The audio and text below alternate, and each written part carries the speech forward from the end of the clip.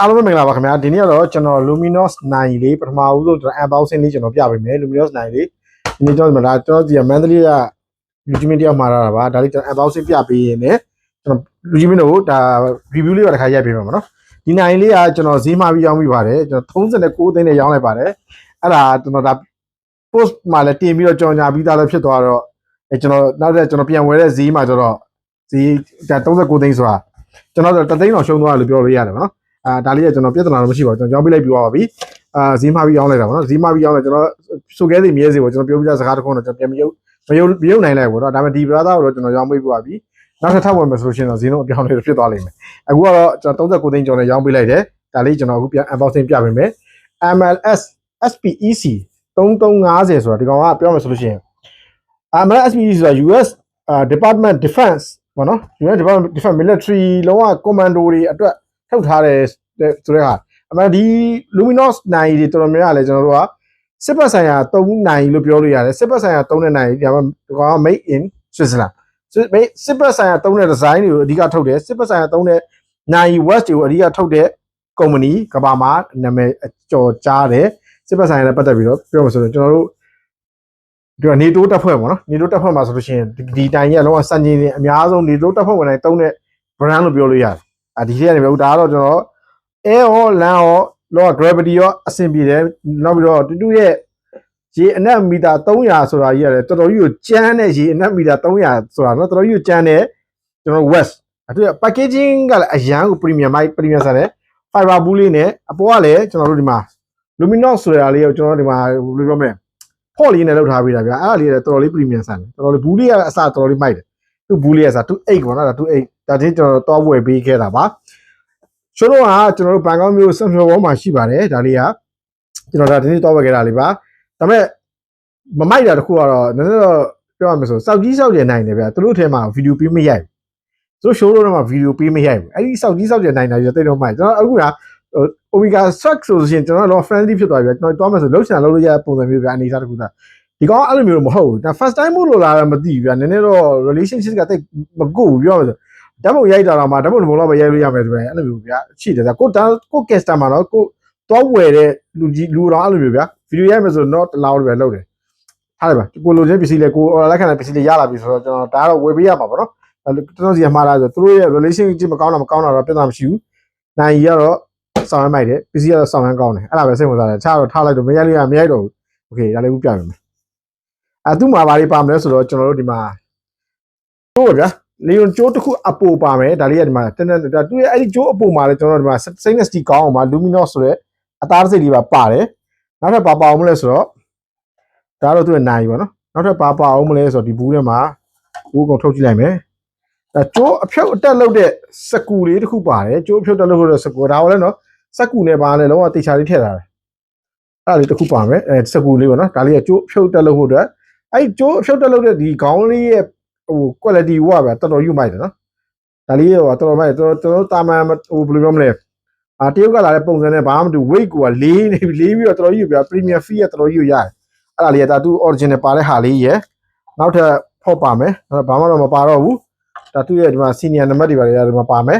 နောက်တော့ကျွန်တော်သူ့ရဲ့ international warranty card ပါမယ်ဒီကောင် international warranty card ပါဒီ warranty card နဲ့ကျွန်တော်တို့ကဘာလုံးမှာရှိတဲ့ Luminous service center တိုင်းမှာပြလို့ရပါတယ်ကျွန်တော်တို့ဒီအရှိတောင်အာရှမှာဆိုလို့ရှိရင်တော့မြန်မာမှာတော့မရဘူးနော်မြန်မာမှာမရှိဘူးအရှိတီဘောမှာမရှိဘူးလာအိုမှာမရှိဘူးကမ်ဘောဒီးယားမှာမရှိဘူးဘရူနိုင်းမှာမရှိဘူးတခြားကြံတဲ့ကျွန်တော်တို့ဖွံ့ဖြိုးတိုးတက်နေတဲ့နိုင်ငံတိုင်းအကုန်လုံးမှာစင်ကာပူမှာပြမလားထိုင်းမှာပြမလားအင်ဒိုနီးရှားမှာပြမလားမလေးရှားမှာပြမလားဗီယက်နမ်မှာပြမလားကျွန်တော်တို့ပြလို့ရတယ်စာပေဒီကက်လေးက UR warranty က3 year warranty ပါတယ်3နှစ်လုံးဝအပြည့်အဝ fully အမှန်ကန်ပေးထားတယ်လုံးဝရှင်းတယ် manual စာအုပ်တွေဘာမှမပါဘူးဟုတ်တယ်ဒီမှာ QR scan ပါတယ်သူရဲ့ manual detail ကိုသိကြည့်လို့ရှိရင် QR scan ဖတ်လိုက် official website ထဲရောက်သွားမယ်အဲ့ခါကျရင် official website မှာဝင်ရောက်လေ့လာလို့ရတယ်သူရဲ့ Facebook page တွေပါတယ် YouTube channel တွေပါတယ်အဲ့မှာလည်းသူတို့အသေးစိတ်နိုင်တဲ့ပတ်သက်ပြီးဗီဒီယိုတွေလောက်ထားတယ်ဝင်ပြီးတော့ကြည့်လို့ရတယ်တရားလေးပါသူရဲ့ original price လေးကတော့ကျွန်တော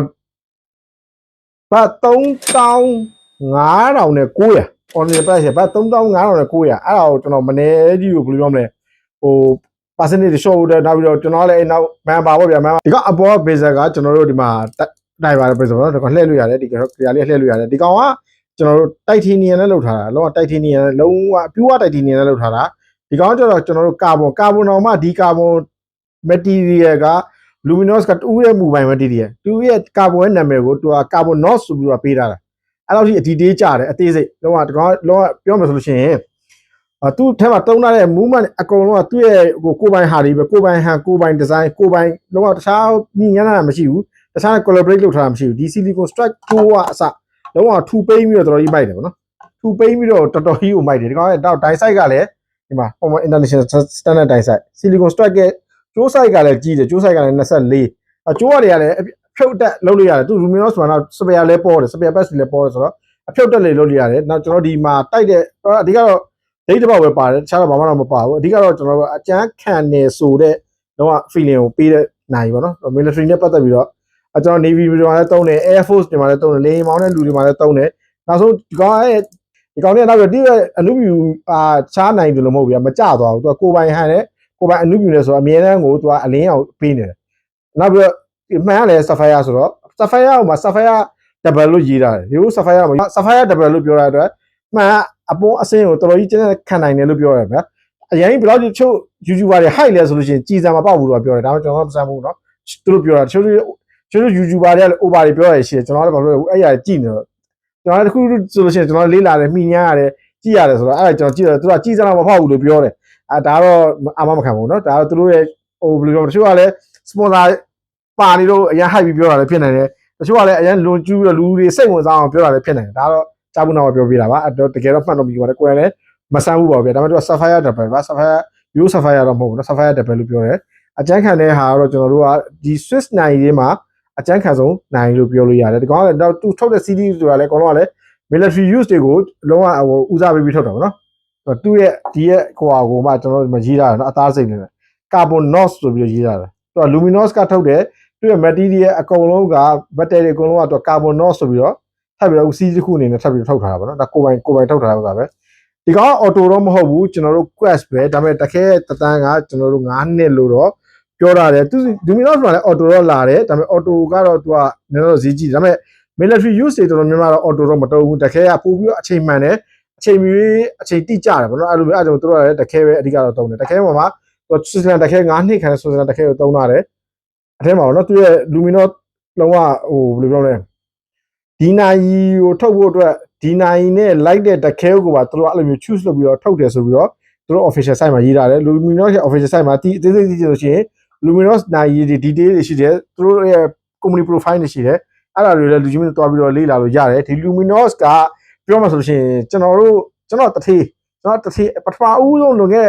15နှစ်လောက်တည်းကမြန်မာနိုင်ငံမှာစပြီးရောင်းခဲ့ဒါပေမဲ့မြန်မာနိုင်ငံမှာအဲ့ဒီအချိန်တော့ဒီနိုင်ကိုလူသေးသိမသိဘူးလူသိမသိတာရယ်နောက်ပြီးတော့ဈေးနှုန်းကလည်းအရင်ကြီးများနေတဲ့အတွက်ကဈေးကွက်မှာကျွန်တော်ပြောမှဆိုလို့ရှိရင်ဒီကောင်တိုးဖောက်ဖို့အတွက်ကတခြားနိုင်ငံတွေနဲ့အဆင်မပြေဘူးအဲ့ဒီအချိန်မှာဆိုလို့ရှိရင်တော့ကျွန်တော်တို့ကကြော်ညာအားကောင်းကောင်းနဲ့လုံးဝမြန်မာတွေအသေးဆွဲနိုင်နေသမှာမင်းတွေကပြပြတယ်ဗျာသူတို့ကလုံးဝ advertising နဲ့အရင်တုံးပြီးတော့အခုကျမှလူတွေကနားလဲသွားတာဒီနိုင်တွေရဲ့တန်ဖိုးတွေကိုသိလာဒီနိုင်တွေအော်ဘယ်လိုမျိုးလဲဆိုတာသဘောပေါက်လာတယ်အော်ဒီဘက်ပွင့်လင်းမြင့်တာတဲ့ခစ်ကြီးကြောင်းမှာပဲဒါတွေသိတာရင်တော့ဒါတွေကိုပဲလုံးဝအမှန်ကန်နိုင်တွေတကယ် Swiss နိုင်တွေထင်ပြီးတော့ဒီကဝယ်ကြရပါတော့အခုတော့သဘောပေါက်လာပါပြီလူတွေကအခုနိုင် reviewer တွေလည်းပေါ်လာတယ်နိုင်နဲ့ပတ်သက်ပြီး review ပေးတဲ့လူတွေလည်းပေါ်လာတယ်Costco software ဆိုတာလည်းဒါမြန်မာနိုင်ငံမှာနာမည်ကြီးပြောမှဆိုရှင်နိုင်နဲ့ပတ်သက်တဲ့ YouTuber လို့လည်းပြောလို့ရတယ်ဒီ brother ကိုယ်တိုင်ကလည်းဒီ brand တွေကိုလက်မခံဘူးဆိုတာပုံမှန်နေပဲသူပြောတာတယ်အမှချိုးချိုးဒီကျွန်တော်အပြောင်းလဲမြန်တယ်အဲ့လိုမျိုးအစားတော့မကောင်းဘူးဘာညာပြောပြီးရင်တော့ sponsor ရအောင်လို့နေတာကောင်းတယ်ချက်ချင်းဖြစ်သွားမြန်မာလူကြီးကလည်းအဲ့လိုမျိုးတော့စီးမရှိကမ်းမရှိတွေလည်းရှိတယ်ဒါပေမဲ့ဒီ brother ကတော့သူကိုယ်တိုင်လည်းပြည့်စုံပြီးသားလို့ပြောလို့ရတဲ့အနေထားငွေကြေးကြွယ်ဝမှုလည်းရှိတယ် standard တစ်ခုမှလည်းရှိတယ်လုံးဝရှောက်တဲ့ rule တွေကလည်းမှန်တဲ့ပုံမှာသူ့လည်း sponsor လည်းတော့ကတ်လို့ရမှာမဟုတ်ဘူးအဲ့တော့သူကတော့မှန်တာပဲပြောတယ်မကြိုက်တော့မကြိုက်ဘူးပြောတယ်ကြိုက်တော့ကြိုက်တယ်ပြောတယ်နောက်ဆုံးပြသူ့လိုအနေထားကြီးနဲ့ A2 နဲ့30လည်းဝတ်တယ် A2 နဲ့ AE 1000နဲ့လည်းဝတ်တာပဲ Casio တွေ G-Shock တွေလည်းဝတ်တာပဲအဲတိတ်ကိုတောင်းတဲ့ချီပြီးနိုင်တွေလည်းဝတ်တယ်ဗျာဒါဒီ brother ကိုယ်ဆိုပြောတာဆိုလို့ရှိရင်ဒါတော့ကြည့်လို့ရတယ်ဒါလက်ရှိကျွတ်တော့မှလည်း fan base ကတောက်ပြီးတာ YouTube မှာလည်းတောက်ပြီးတာ Facebook မှာတောက်ထိုက်ဘူးသူမကြိုက်ဘူးသူပေါ်တင်မဲ့သူပြောတာပါနော်ဒါကျွန်တော်ကိုယ်တိုင်လည်းလုပ်ပြီးပြောတာမဟုတ်ဘူးသူပြောတာလည်းရှိတယ်ကျွန်တော်တို့တစ်ခါတည်းကိုကပြောရင်ကိုကပဲဒီဟာတွေမရောလို့မကောင်းဘူးပြောတယ်ဆိုဖြစ်မှာဆိုတာပြောပြပေးတာနော်ထုံးစံတိုင်းနိုင်လေးတွေကမှာမယ်ဒီ luxury watch တွေမှာမယ်ဆိုလို့ရှိရင်80%ကြိုပေးရပါတယ်80%ကြိုပေးပြီးတော့ကျွန်တော်ဒီမှာမှာလို့ရတယ်30%တော့ အိမ်ရောက်ငွေချေရပါတယ်ဘာဖြစ်လို့ဒါတွေအကုန်လုံးကလည်းကျွန်တော်ဒီလာလည်းမဟုတ်ကျွန်တော်ကိုယ်နဲ့တွားပြီးဝယ်ရပြီးရတာဒီပေါ်မှာလည်းကျွန်တော် service charge ကျွန်တော်တိုင်းမှာဆက်ပေါင်းတာပေါ့နော် service charge တိုင်းမှာဆက်လည်းပဲကျွန်တော်ပုံမှန်လေးပဲပြောတယ်ပုံမှန်လေးပဲကျွန်တော်ရောင်းတယ်အဲ့ပုံစံမျိုးလုပ်တာဆိုတော့ဒါပေမဲ့ကျွန်တော်စီကနိုင်ဝယ်ပြီးလူချင်းမျိုးဆိုလို့ရှိရင်တော့အဆင်ပြေတယ်40ခိုင်နှုန်းပဲပြီးလို့ရတယ်50ခိုင်နှုန်းပြီးလို့ရတယ်80ခိုင်နှုန်းပြီးကြမလို့ဒါကျွန်တော်နိုင်ဝယ်ပြီးလူချင်းမျိုးနေအဲ့ဒီခါမှဝယ်ပြီးလူချင်းမျိုးနေဆိုလို့ရှိရင်တော့80ခိုင်နှုန်းပြီးရမယ်ဒါလေးပြောပြတာပါ Luminous 90လည်းကျွန်တော်ဒီမှာအခုနောက်ပိုင်းကျွန်တော် post တင်တောက်လျှောက်ပေါ့နော်လူချင်းတဲ့90ကျွန်တော် post မတင်လာတာရှိတယ်ရှိဆိုတော့ကျွန်တော်လာမေးလို့ရတယ်ဘာလို့ဆိုတော့ကျွန်တော်ကိုယ်တိုင်ဘန်ကောက် market ထဲမှာကျွန်တော်ကိုယ်တိုင်တွားပြီးဝယ်ပေးတယ် showroom မှာဝယ်လို့ရှိရင် showroom မှာဝယ်ပေးတယ်အဲကျွန်တော်တို့အခြားပင်နေရာမှာလူချင်းတယ်ဗျာကျွန်တော်အဲ့နေရာကျွန်တော်တွားပြီးတော့စာပေပေးလို့ရတယ်ပေါ့နော်ဒါလေးကျွန်တော်ပြောပြတာပါကြည့်ပြကျေးဇူးများတင်ပါတယ်ထုံးစံတိုင်းကျွန်တော်တော့ခင်ရေကကိုဖြိုးပါဘိုင်ဘိုင်